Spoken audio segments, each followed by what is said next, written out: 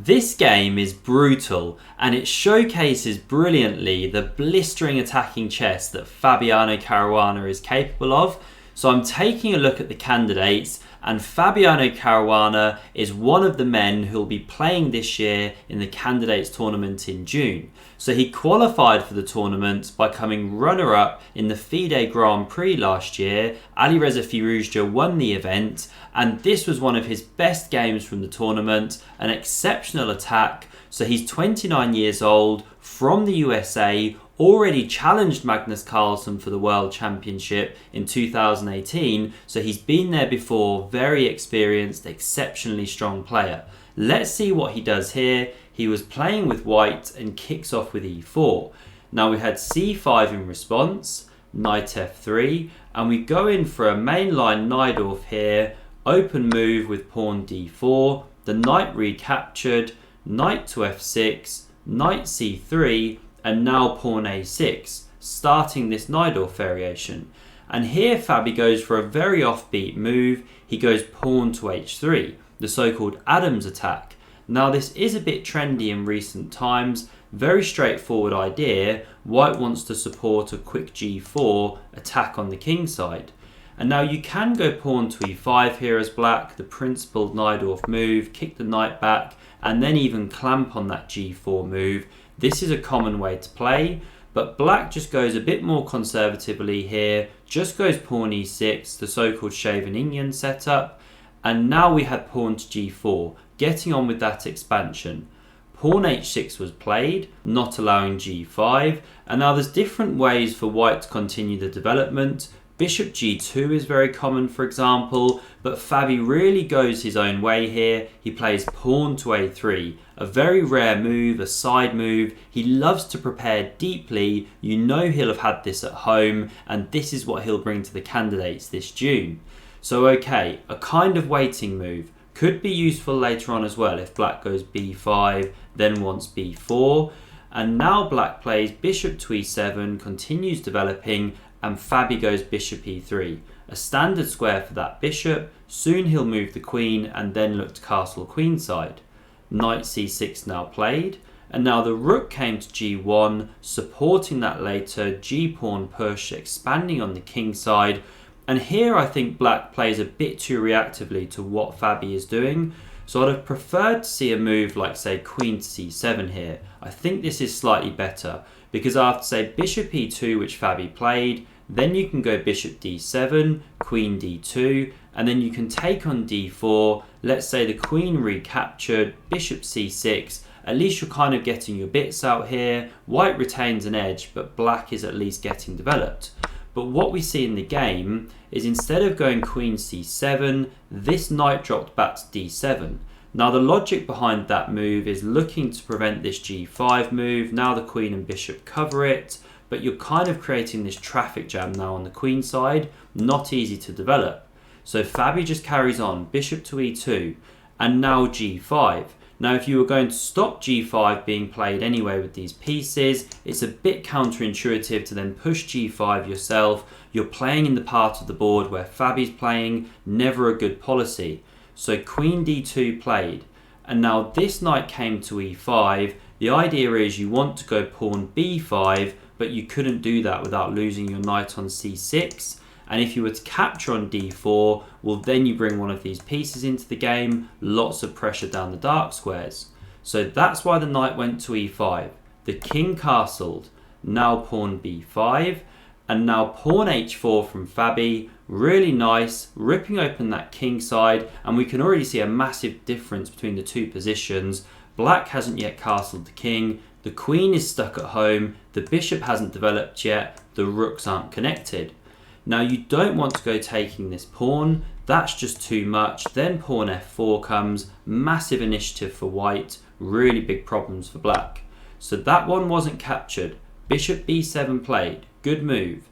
Now we had captures on g5, the pawn recaptured, and Fabi now just slid across to this h-file, asking that rook what it wants to do. Now it could capture on h1, then you'd follow up with bishop f6, covering these squares.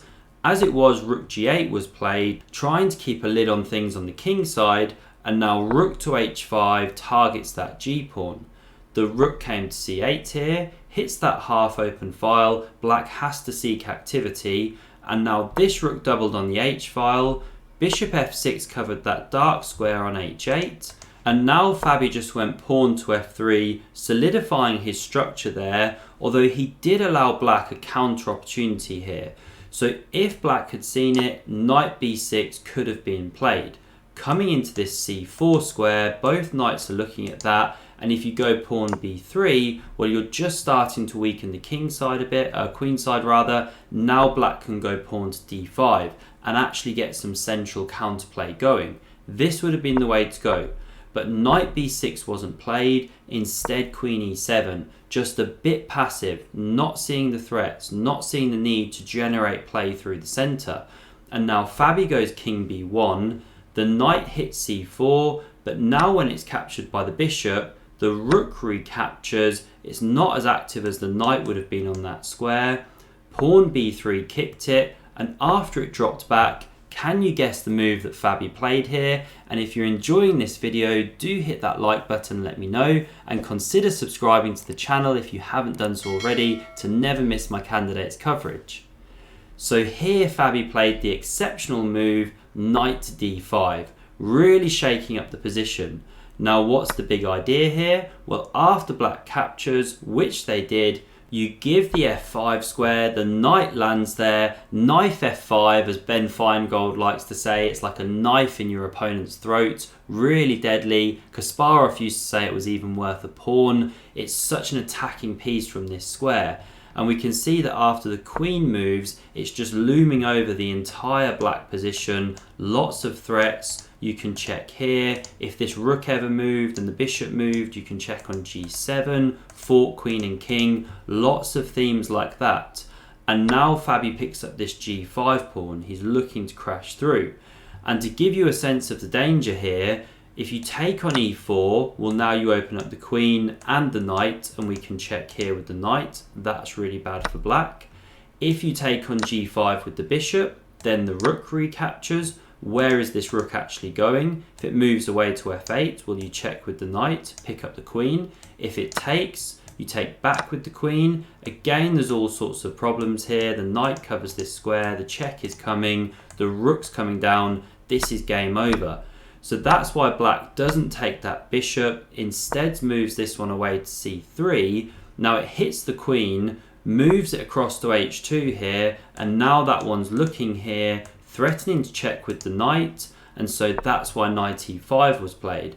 Blocking out that queen, also looking at the f3 pawn, but now rook h6 from Fabi. He hits the queen laterally, hits the d6 pawn, so rook g6 was played to cover that. But now Fabi simply chopped that one off. Again, you can't take with the pawn, or we check like this, win the black queen. So the queen had to recapture, and now you'd love to play rook to h6 here. Jump your rook over your queen, then you can take here with the knight with check, but the queen stands in the way. Now don't come down here and check, because then after king to d7, you're actually getting nowhere, your own queen is attacked. This isn't good. But Fabi instead brought the queen to f4, holds his bishop here, threatens rook h6. And that's why black actually saw nothing better but to give a piece back here. Now the best move was actually pawn to f6. It all gets very tactical and complicated, but now if you go rook to h6, well, the queen can actually take on g5 here. The pawn now supports that square. Now you don't have to play rook h6, of course. You could take here with check. And then it gets very complicated after king d7. Now you don't want to start picking up this rook, then your own bishop drops. So best is technically takes here, but then the rook pins. Okay, it's all getting quite crazy. White should be a bit better, but anything could happen in this position. Very tactical. That would have been black's best, playing that pawn f6. But black couldn't see the way through, took on f3. Now the queen recaptured. And now if the black queen takes here, the problem is that knight d6 check comes after the king moves. Not only do we pick up on c8, but you don't even have time to recapture that, or you lose your bishop on c3 with check. That one's also hanging. So that's why we didn't have the queen taking on g5. Instead, this pawn took on e4, but Fabi just slid to e3. Now he holds his bishop, he still attacks this one, and so bishop g7 was played, retreating, saving that one so it's not loose, but now queen a7 came, invading on that side of the board. Beautiful geometry. Black picked up here, Fabi picked up here, the rook was hit, came to d8, and now rook h7 was actually the final move of the game. We can see that this bishop's attacked twice, and it can't even move, or then you're simply getting mated on f7. So what a brutal game by Fabi. If you enjoyed this video, then click here to see my full coverage of all the candidates. Thanks for watching, see you soon.